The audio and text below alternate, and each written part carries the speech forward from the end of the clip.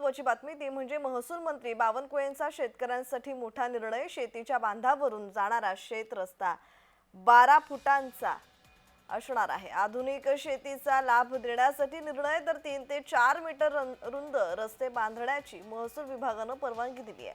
Tractor, rotavator, त्याचबरोबर harvester यासारखी मोठी कृषी अवजारं आता थेट शेतातून घेऊन जाता येणार आहेत। शेतीतील वाद मिटवण्यासाठी या रस्त्याची नोंद 7/12 उतारावर 90 दिवसात करण्याचे शासनाने आदेश जारी केले आहेत।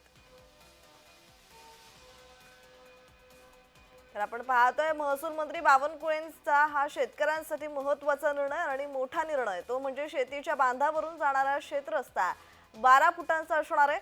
आधुनिक शेतीचा लाभ देण्यासाठी हा निर्णय घेण्यात आला आहे, तर 3 ते 4 मीटर रुंद रस्ते बांधण्याची महसूल विभागाने आता परवानगी दिली आहे।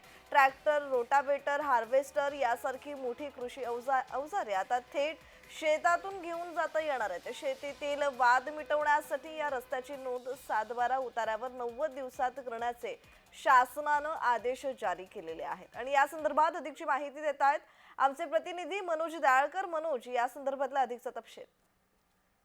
नक्कीच अंकिता, महसूल मंत्री चंद्रशेखर बावनकुळे यांचा शेतकऱ्यांच्या हितासाठी क्रांतिकारी व ऐतिहासिक निर्णय हा घेण्यात आलेला आहे। शेतीच्या बांधावरून जाणारा शेत रस्ता यापुढे 12 फुटांचा हा असणार आहे।